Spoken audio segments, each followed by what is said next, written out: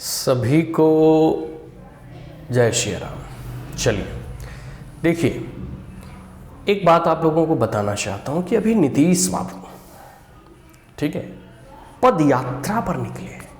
हालांकि उनका पद यात्रा पीके की तरह नहीं है, मतलब प्रशांत किशोर की तरह नहीं है, जो कि जन स्वराज यात्रा पे अभी निकले हुए हैं। वो मतलब अभी जन स्वराज यात्रा में तो पगडंडियों के सहारे वो चल रहे हैं। नीतीश बाबू जो हेलीकॉप्टर से लैंड करते हैं आज रिसेंटली न्यूज़ में देख रहे थे, उनका एक मतलब ये जो प्रोग्राम है कि दलित बस्ती में जाकर अपने विकास योजनाओं का जो है ना मूल्यांकन करेंगे। भाई 17 साल हो गए आपको सीएम की कुर्सी पर बैठे हुए। अब बिहार की इतनी बदहाली है, पूरा जग जाहिर है। इतने लोग माइग्रेट करके दूसरे स्टेट में जाते हैं काम करने के लिए, चाहे शिक्षा व्यवस्था हो, पेपरे लीक हल, एसएससी बीपीएससी हल, सब चीज़ का पेपरे लीक बिहार बोर्ड और 12 का तो टॉपरे खरीद लिया जाता है, लेकिन इसमें तो बीपीएससी जैसे संस्थान का पेपर लीक होती है। तो आप इससे सरकार का अंदाजा लगा सकते हैं। दूसरी बात, इनके पूरे के पूरे मंत्रिमंडल में रामायण में इनको जो है सामाजिक समरसता बिगाड़ने वाला और राम के चरित्र के प्रश्न के ऊपर इनके पूरे के पूरे कैबिनेट के मंत्री वगैरह प्रश्न चिन्ह खड़ा करते हैं। और इस्लाम में इन्हें शांति का पैगाम, मतलब अगर कोई देता है तो इस्लाम देता है। तो मतलब इतनी नफरत की जो भावना है, और ये पूरे के पूरे नीतीश कुमार के मंत्रिमंडल के मंत्री के द्वारा बोला जा रहा है, कैबिनेट के मंत्री हैं उनके द्वारा।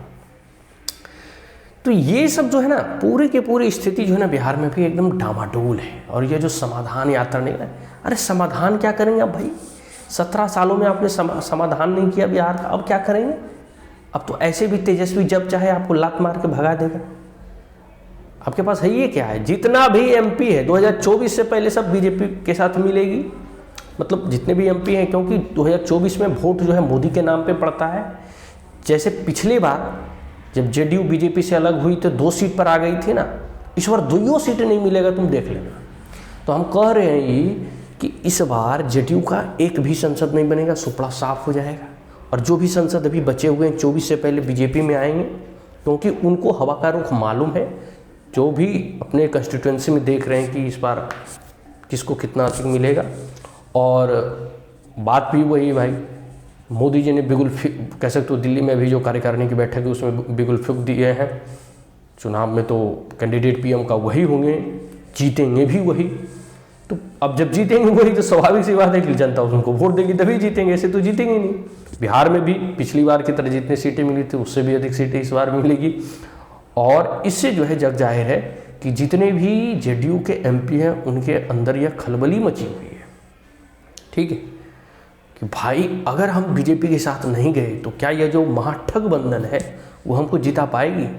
उनका वोटर जो है हमें वोट दे पाएगा?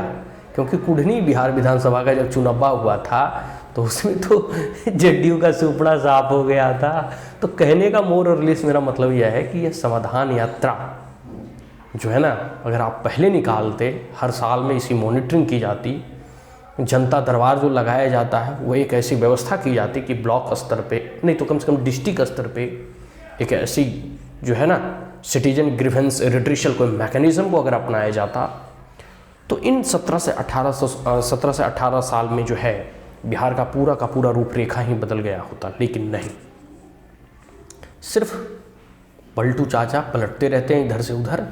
जनता से इनको कोई काम तो है नहीं, कोई लेना देना तो है नहीं। आने वाले समय में 25 का चुनाव तो थोड़ा दूर है, लेकिन 2024 में इन्हें मालूम चल जाएगा कि ये कितने पानी में हैं। और ऐसे भी जेडीयू टूटने ही वाली है, कुछ इधर आ जाएंगे। रही बात एमएलए वगैरह की, तो 40-45 तो एमएलए, ये तो ऐसी अगली बार सुपड़ा साहब, ये सब क्या मतलब, तीर जो थी अब कमान से निकल चुकी है, वापस नहीं आने वाली भाई। चलिए, तो जो भी हो, यह समाधान यात्रा से अब कुछ नहीं होने वाला है।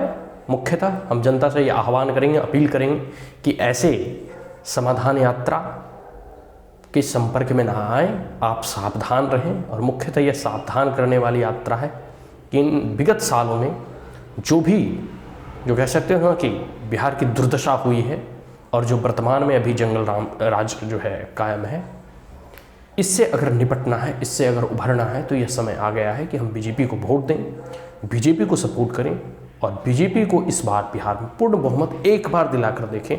देखिए बिहार में कितना परिवर्तन आता है, कितना बदलाव आता है। आज अगर आप यूपी मॉडल की बात करें तो एक अच्छा उदाहरण है, बिहार से सटा हुआ है। किस प्रकार से विकास के कार्य योगी जी के नेतृत्व में चल रहे हैं, डबल इंजन की सरकार है।